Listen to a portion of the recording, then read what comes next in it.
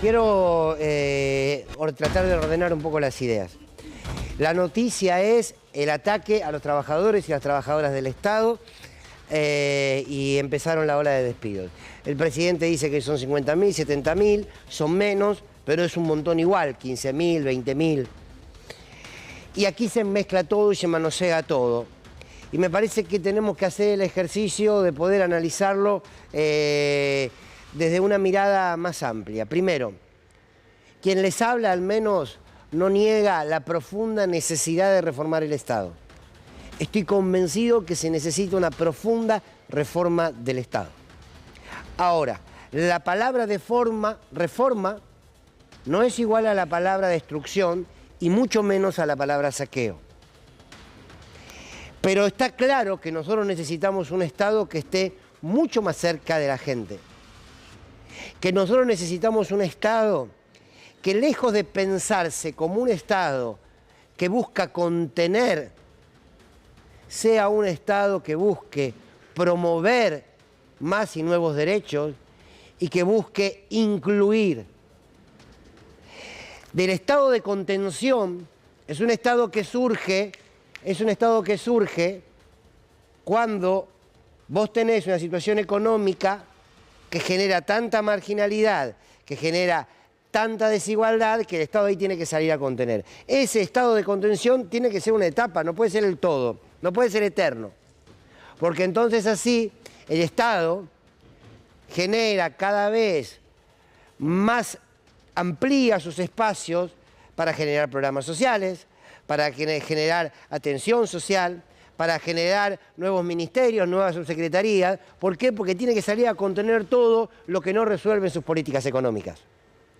Entonces, el Estado, cuando genera trabajo, ese Estado ordena a la sociedad, ese Estado tiene que contener menos y solamente, o en todo caso, prioriza garantizar el ejercicio de los derechos y promover más y nuevos derechos. Esto pasó en la Argentina en el gobierno de Néstor Kirchner. Se crearon por encima de 4 millones de puestos de trabajo, se transformó, ¿se acuerdan de esa frase que dice Cristina Kirchner? Había más desempleo que votos de los que tuvo Néstor Kirchner, aquel 22%. Bueno, lo dio vuelta. Y en la medida en que se construyeron más y nuevos empleos y comenzó a funcionar la industria, el Estado empezó a dar menos programa social. ¿Por qué? Porque tenían trabajo. El kirchnerismo fue el gobierno que dio menos programas sociales, sobre todo en los últimos, en el primer gobierno de Cristina y al principio de su segundo gobierno. Entonces necesitamos la reforma de un Estado que genere trabajo, que amplíe derechos y que promueva nuevos derechos. No solamente el Estado que subsidia, sino el Estado que precisamente genera créditos para que nuestras industrias se potencien, para que nuestras pymes se potencien. Un Estado que genere inversión, pero no que genere inversión entregándole casi parte de nuestro patrimonio a empresas extranjeras para que hagan explotaciones de recursos o lo que sea. ¿Se necesita una reforma en la educación? Claro que sí, por supuesto. Podemos tener 20, 25% de docentes a nivel nacional que son suplentes en nuestro país, hablo de las escuelas estatales, no. Ahora, ¿hay que transformarlo? Hay que transformarlo. El Poder Judicial hay que transformarlo. La lógica del Ministerio de Desarrollo, dividido en parcelas para agrupaciones políticas que se reparten programas sociales y así sostienen su poder. Ese Ministerio de Desarrollo no tiene que funcionar más así. Hay que construir un Ministerio de Desarrollo que precisamente piense en términos federales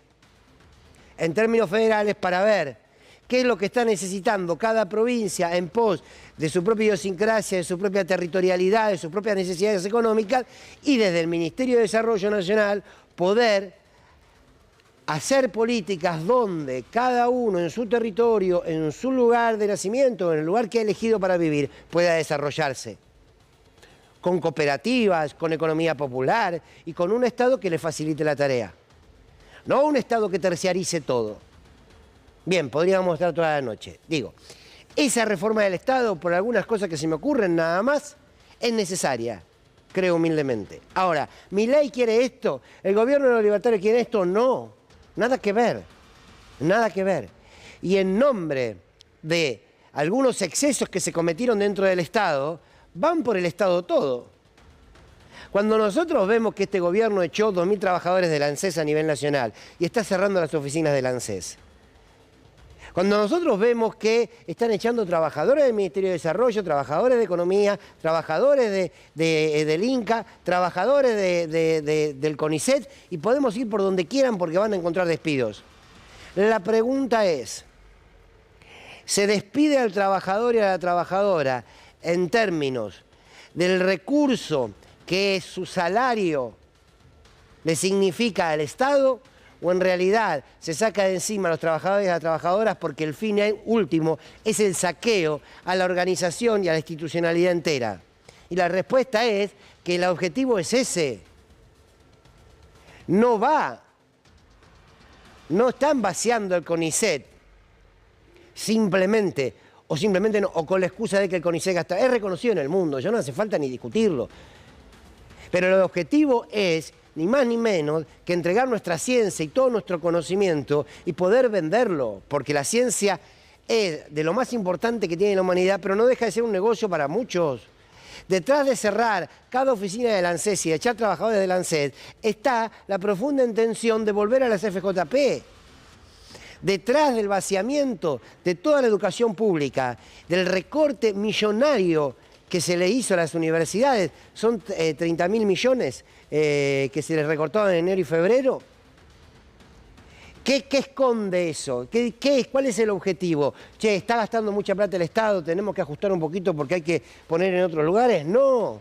Es destruir la universidad, porque lo acaba de decir hoy Milei, después lo vamos a escuchar.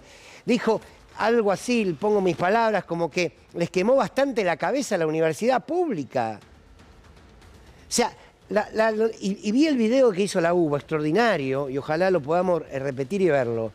Es parte de nuestra identidad la universidad, pero también es parte de nuestra identidad que se muestra en el mundo, pero aparte es la posibilidad que tuvieron los hijos y las hijas de los obreros, que era ese caminito, ¿no? Bueno, yo soy obrero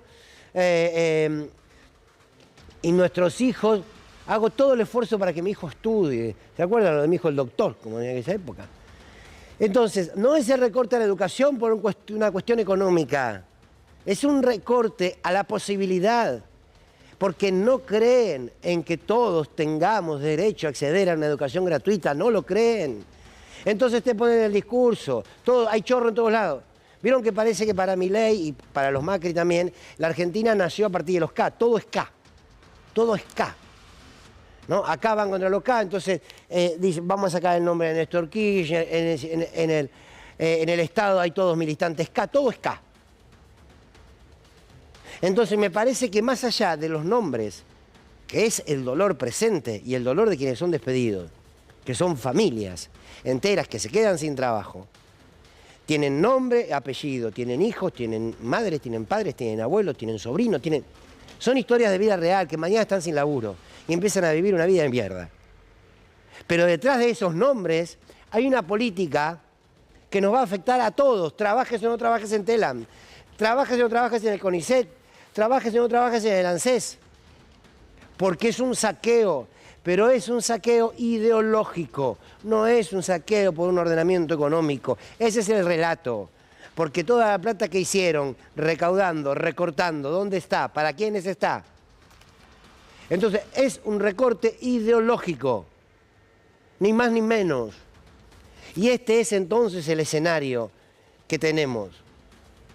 Han venido a saquear el Estado, porque en el fondo han venido a construir un nuevo orden social para unos pocos, donde el trabajo no sea el ordenamiento social por excelencia, sino que el trabajo sea una especie de privilegio o derecho que te ganaste a partir de tu mérito individual.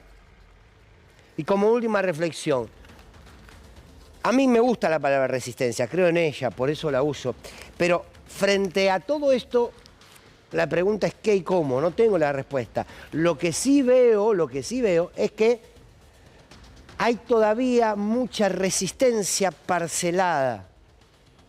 ¿Quiénes defienden al CONICET? Los trabajadores del CONICET. ¿Quiénes defienden al INCA? Los trabajadores del INCA. ¿Quiénes? Qué lástima, Franchella. Qué lástima. Perdón, chicos. Digo, las escuelas públicas. Está como todo parcelado, ¿no? Y en algún momento eso tiene que amalgamarse. Y en algún momento hay que articularlo. Porque si van por las partes y se defiende por las partes, y bueno, la fragmentación nace naturalmente, como también es natural. Sentí que la defensa es primero de lo propio y es casi humano. Pero bueno, ojalá se esté presente en esta resistencia, en todo lo que se pueda, a este saqueo del Estado. No resistir frente a una reforma del Estado que es necesaria, pero que es necesaria con gente buena leche sentada, queriendo un Estado que incluya. No en nombre de esa necesidad o de aquellos errores que le generan las condiciones para transformar, vayan por todo. Y entre paréntesis, creo que tengo un problema de vista importante. Cada vez que veo una protesta de trabajadores y trabajadoras del Estado, veo un solo sindicato. Salvo en desarrollo, que ahí sí, porque ahí hay un poquito más. Pero veo un solo sindicato. ATE, lo veo en todos lados. No estoy haciendo nada aparte de ello. Al otro no lo veo, pero seguramente es un problema de vista. O hay mucho caballo y mucho cuadro por vender, qué sé yo. Esto es Sin Lugar para los Débiles. Bienvenidos y bienvenidas.